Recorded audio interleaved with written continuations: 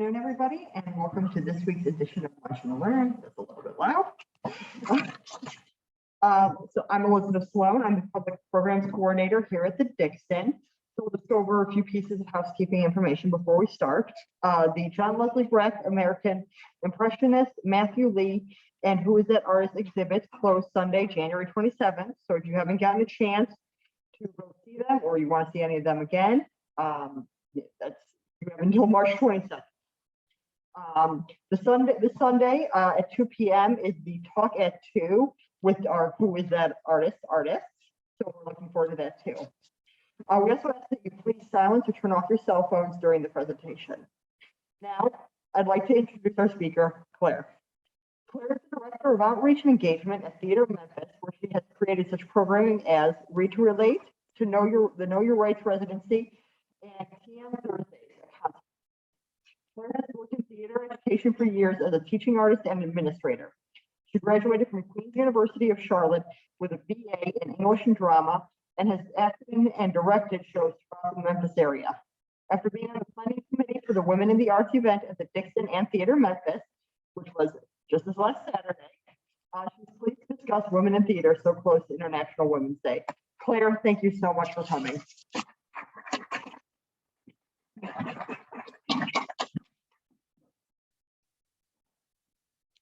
Thank you, Elizabeth. I am going to do this just to make sure that everyone can hear me. I'm pretty far away from you, so hopefully that's okay with everyone.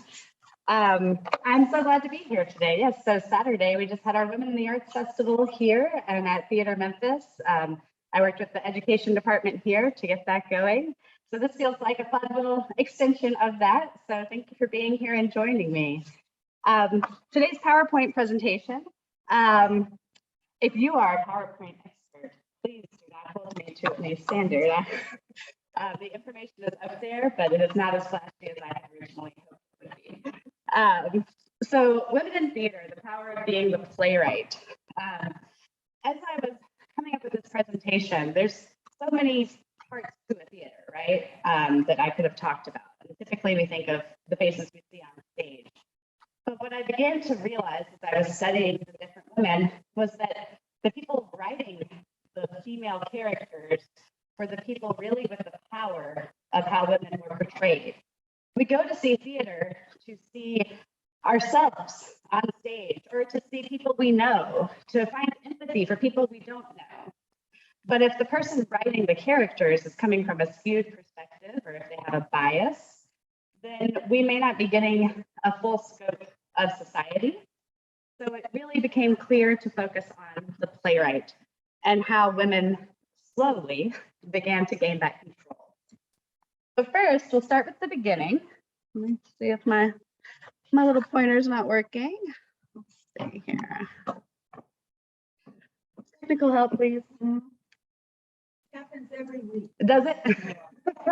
I tested it earlier, and then of course, when you're on, it doesn't go.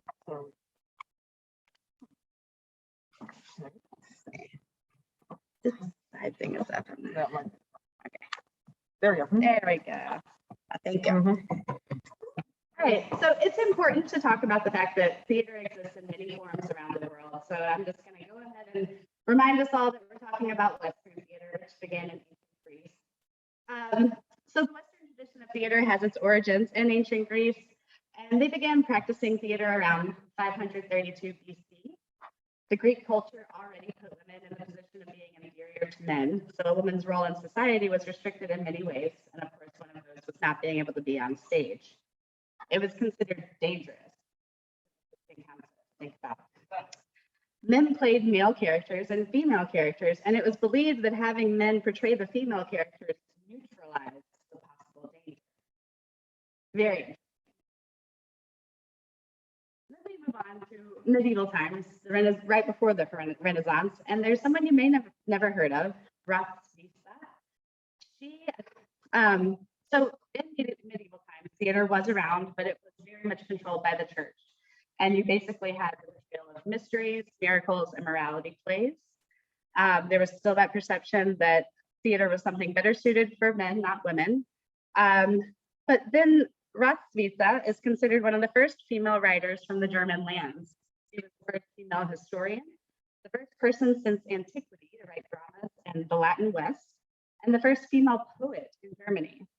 Rutkauskas' 6 short dramas are considered to be her most important works. She is one of the few women who wrote about her life during the early Middle Ages, making her one of the only people to record a history of women in that era from a woman's perspective. She has been called the most remarkable woman of her time and an important figure in the history of women. Very little is actually known about her personal life. All of her writing is in Latin. Her works were rediscovered in 1501 by the humanist Conrad Celtes and translated into English in the 1600s. If I'm pronouncing any names wrong and someone knows the correct pronunciation, feel free to talk to me after. So let's get into opera. Opera is really what opened the door for women to step onto a stage. So you may have heard of the castrati. The castrati would typically sing the parts in music that required a higher voice.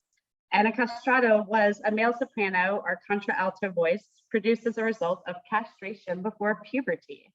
That's the extent we were willing to go that high section be found in a chorus.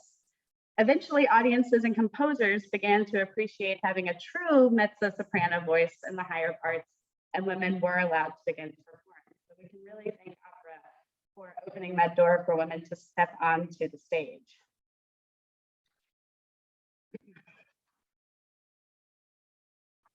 Next, we have Aphra Behn. So Aphra Behn was an English playwright, poet, and prose writer and translator from the Restoration era. As one of the first English women to earn her living by her writing, she broke cultural barriers and served as a literary role model for later generations of women authors. Rising from obscurity, she came to the notice of Charles II, who employed her as a spy in Antwerp. Upon her return to London and a probable brief stay in debtor's prison, she began writing for the stage. She belonged to a coterie of poets and famous libertines such as John Wilmot, Lord Rochester. Behn wrote under the pastoral pseudonym Astrea. During the turbulent political times of the exclusion crisis, she wrote an epilogue and prologue that brought her into legal trouble. She thereafter devoted most of her writing to prose genres and translations. A staunch supporter of the Stuart line, she declined an invitation from Bishop Burnet to write a welcoming poem to the new king, William III. She died shortly after. She is remembered in Virginia Woolf's A Room of Our Own, quote, "All women together ought to let flowers fall upon the tomb of Aphra Behn, which is most scandalously, but rather appropriately, in Westminster Abbey, for it was she who earned the right to speak their minds. Her grave is not included in the Poet's Corner, but lies in the East Cloister near the steps to the church." Finally, we're performing. Towards the late 17th century and into the 18th century, female actors were becoming slightly more common. Sometimes the women even played male characters, even though the opposite had happened in the past. We famously hear of men playing Juliet in Romeo and Juliet. We see that in the portrayal of Shakespeare in Love and other movies like that. You might expect that women were on stage to portray a more realistic relationship on stage, but actually the opposite happened and women started playing men and men started playing women to really go over the top and just show them how ridiculous the impersonation was in the first place. Then we move on to vaudeville. Women were making their presence known in early American theater. There were female playwrights, actors, and plays that gave female characters a prominent role, and also many women in the theater audience, which was not always typical either. Women helped change the dynamic of theater in the second half of the 19th century, and were directly responsible for the rise in its popularity. A notable example of was the Victorian era burlesque theater during the 19th century in both England and America. These burlesque shows typically were actually parodies of classic stories, where women were featured in the masculine roles, playing larger than life characters and reversing the gender norms. It definitely did not create a respectable reputation for these women. So we're still dabbling in danger here, but this was an important step for women because it allowed them to rebelliously break free of many of the restrictive social norms. Now I'm going to move on to talking about current American contemporary female playwrights. Our first one is Susan Laurie Parks. Susan Laurie Parks has written 3 screenplays and numerous stage plays. Her first screenplay was for Spike Lee's 1996 film, Girl 6. She later worked with Oprah Winfrey, Harpo Productions on screenplays for Their Eyes Were Watching God and The Great Debaters.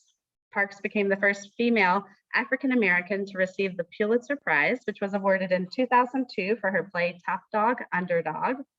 She's also received a number of grants, including the MacArthur Foundation Genius Grant in 2001. She's the winner of the 2017 Poets, Essayists, and Novelists America Literary Awards in the category Master American Dramatist. She received the 2018 Steinberg Distinguished Playwright Award. This biennial award is given to established playwrights whose body of work has made significant contributions to the American theater. The themes in Susan Laurie Parks' plays often consider the importance of love, the contrast between family love and romantic love, how family and society define and confine her female characters, and the alienation and suffering of the human condition. Characters in her plays may seek happiness, but are betrayed by modern civilization.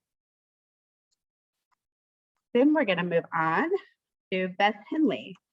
Henley's work suggests the influence of Freud's psychoanalytic theory. Her Southern sense of the grotesque and absurd experienced in daily existence have caused her to be compared to other Southern writers such as Eudora Welty and Flannery O'Connor, or to be considered part of the Southern Gothic tradition. Her plays written in the 1980s have been characterized as naturalistic portrayals of the relationship between the inner self and the world, and her characters often are outsiders and nonconformists, unable to share their feelings and experiences. Her plays of the 1990s, including Abundance, the first play not set in the South for her, are considered more experimental than her earlier work. Henley applies new techniques and styles in these plays. Her play Revelers employs some older and traditional techniques. And I'm sure most of us are familiar with her play Crimes of the Heart, which won the 1981 Pulitzer Prize for Drama. Next, we have Tina Howe. Tina Howe received a Rockefeller Grant in 1984, 2 National Endowment for the Arts Fellowships, a Guggenheim Fellowship, and an American Academy of Arts and Letters Award in Literature. Howe was awarded an honorary Doctor of Humane Letters degree from Whittier College in 1997, and an honoris causa Doctor of Letters from Bowdoin College in 1998. She received the William Ing Theater Festival Award in 2005. In 2007, she received the Horton Foote Award, presented at the Baylor University Horton Foote American Playwrights Festival. In 2012, she received the 3rd Annual Lilly Award Lifetime Achievement. The Lilly Awards were created to recognize the extraordinary contributions made by women to American theater, and she was inducted into the American Theater Hall of Fame in 2017. At the ceremony in November 2017 at the Gershwin Theater, she was introduced by her longtime friend, Jane Alexander, who said she has passion, wit, and absurdity. Her plays are an operatic dive into the depths. She writes as no one else does about women. Next, we have one of my favorites, Lynn Nottage. Lynn Nottage has been produced in Memphis several times. Playhouse on the Square produced her play Sweat in 2019 when we were in normal season. Lynn Nottage is a playwright and a screenwriter. She's the first and remains the only woman to have won the Pulitzer Prize for Drama twice. Her plays have been produced widely in the United States and throughout the world. Nottage is the recipient of a MacArthur Genius Grant Fellowship, Steinberg Mimi Distinguished Playwright Award, Penn Laura Pell's Master Playwright Award, merit, and lots of awards for Lynn Nottage here. I could list all of these, but we have limited amount of time. Nottage is a board member for Brick Arts Media Brooklyn, Donor Direct Action, Dramatist Play Service, Second Stage, and the Dramatist Guild. She recently completed a 3-year term as an artist trustee on the board of the Sundance Institute. And she's a member of the Dramatist Guild, as most of these playwrights are. And she's also a member of the American Academy of Arts and Letters. She's currently an artist in residence at Park Avenue Armory. Next is Sarah Rule. Sarah Rule played the Clean House via the Memphis actually produced in 2016. It's a really interesting dive into a woman's relationship with her Latinx housekeeper and how that dynamic works out between the two of them. But Sarah Rule is an award-winning playwright, author, essayist, and professor.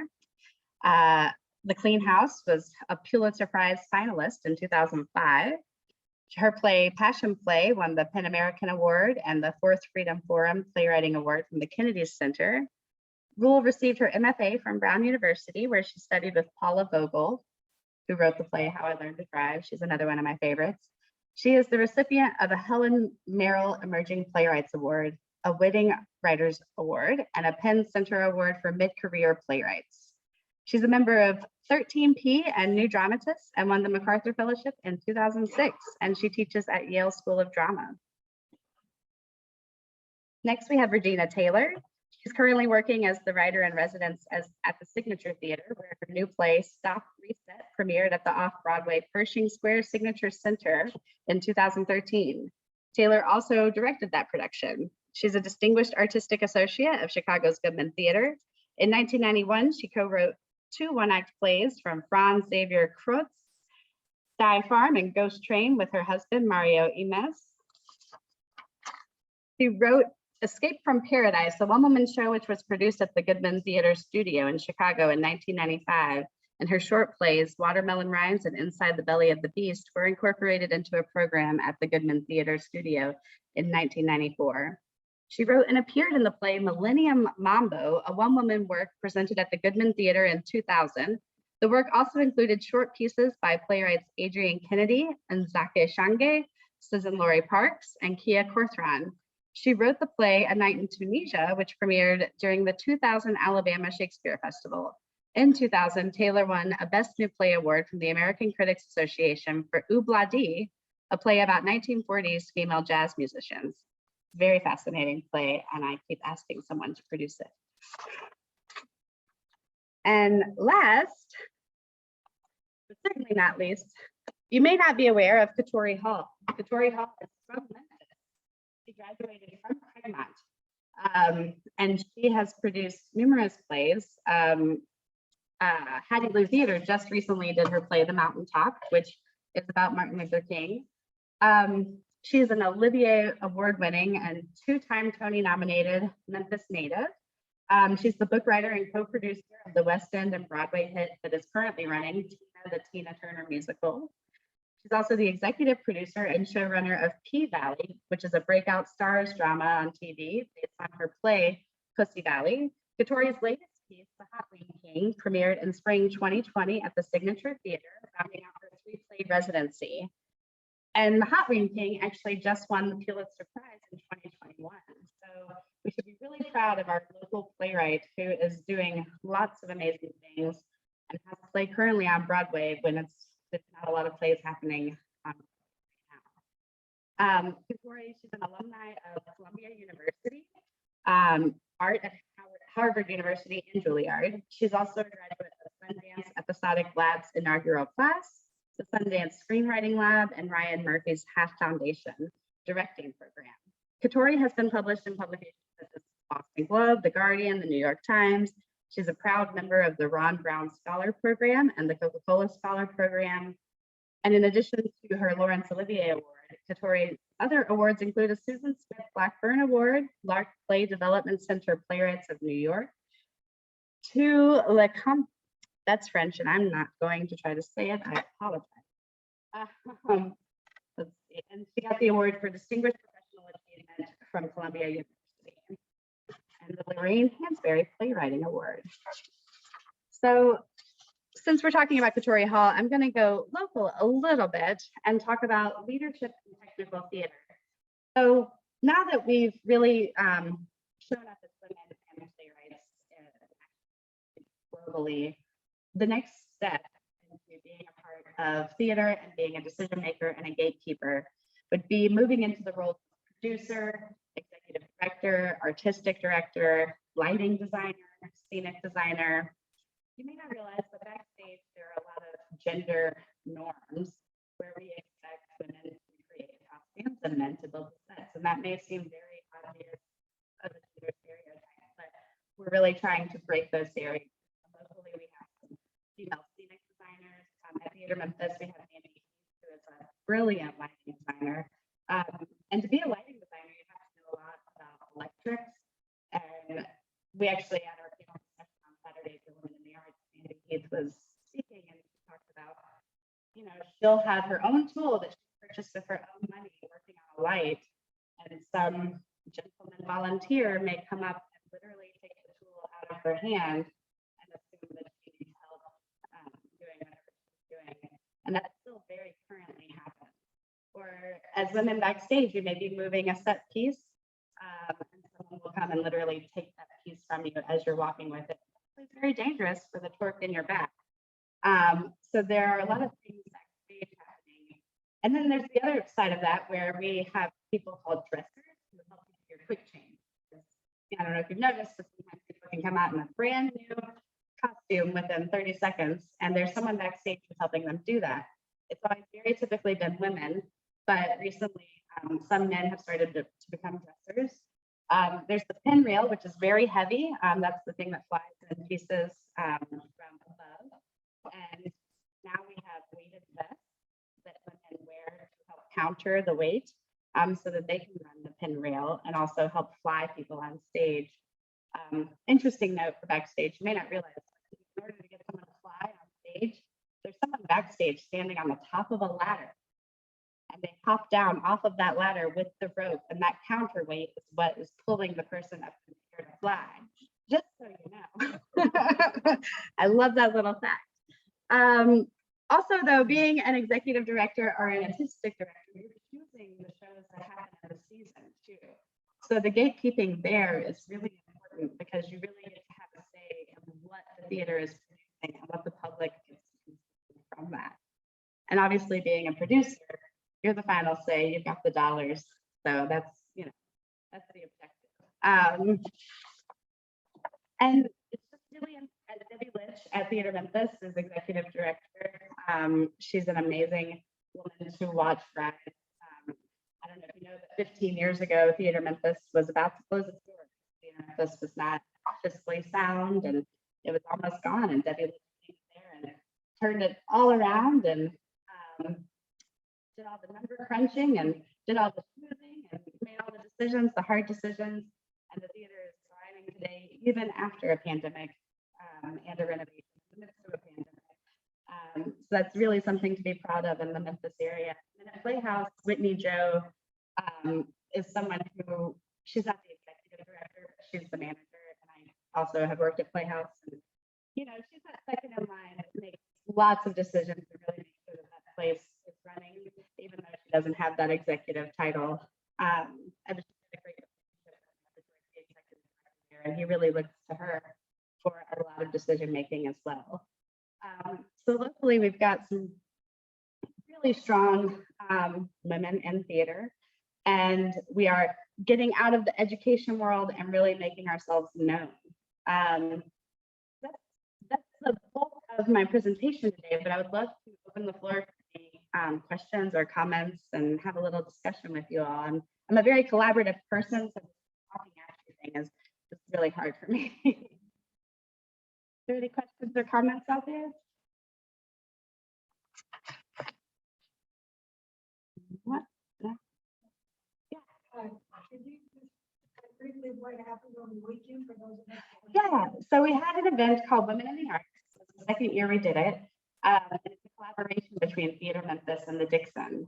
And the first year, Theater Memphis was undergoing renovations, so it only took place at the Dixon. But basically, we brought together around 50 women who are artists in town of all different types of art. We even had someone with nail art doing a demonstration. Some of the performances were in the galleries here. We had an artist market at Theater Memphis of all female vendors selling their goods. We had panel discussions. We had a film screening of female filmmakers. So it was amazing to be a part of that planning committee and to watch it come to life. And we intend to have that every first weekend in March to celebrate International Women's Day moving forward. Yeah, of course. Yeah. You wanna? Oh, just like to add a comment about Saturday's event. I came as a dog, not a woman.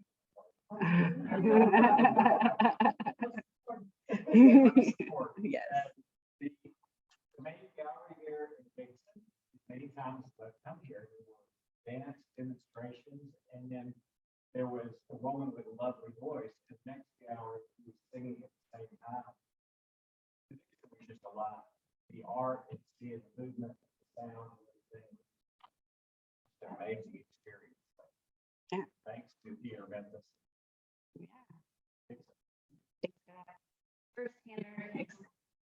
I didn't get to make it over here because I was at Theater Memphis the whole time. I think both teams were sad that we couldn't come visit the other location, but we were busy and things were going good. Yeah.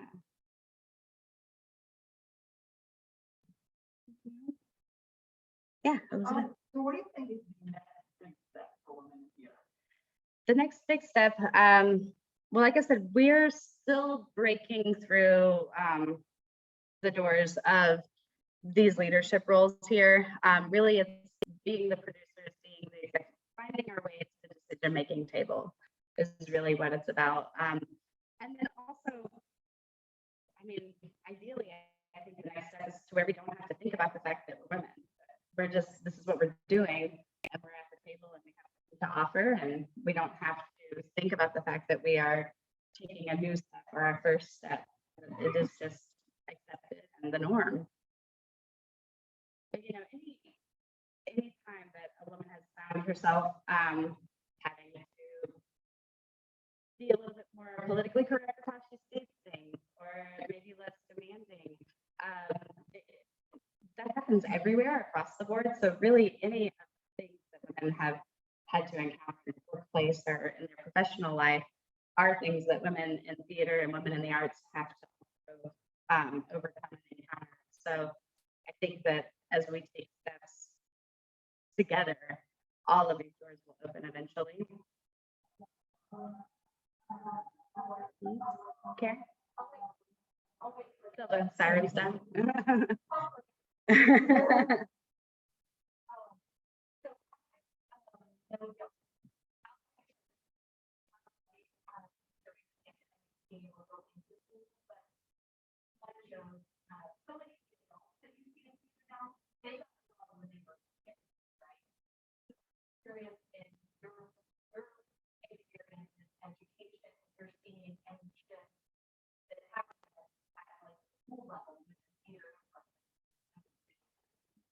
Honestly, the biggest shift is more about diversity.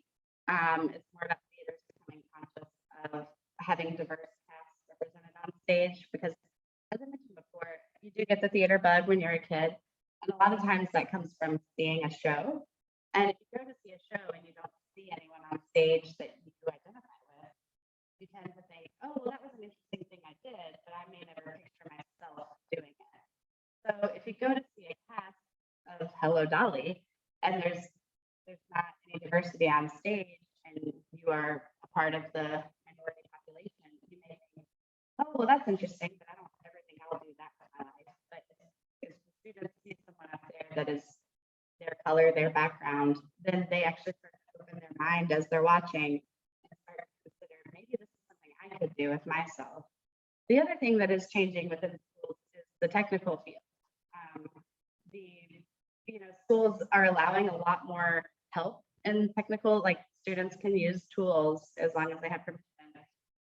So a lot of women who maybe never got to use tools at home or anything are getting to do that. They're getting that technical love too, of climbing up ladders to do the lights and learning all the electrical things. So those are the biggest shifts I'm seeing. And also directors, it's still typical that men tend to direct shows. We're still, even at Theater Memphis, with a female executive director, we're still consciously trying to make sure that we have an equal balance of women directors that we're using. And there's not as many women directors in town. So in being in education, we're definitely trying to make sure that we're opening as many possibilities for these students so that 10 years from now, when we're really trying to see that equality across the board, that maybe we've opened their minds and open other people's minds.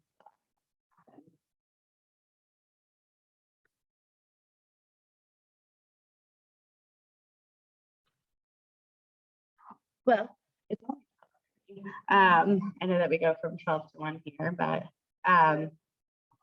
great, awesome.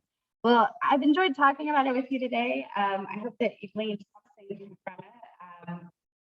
I really enjoyed the deep dive for myself in this, and I enjoyed talking with you. So thank you for having me.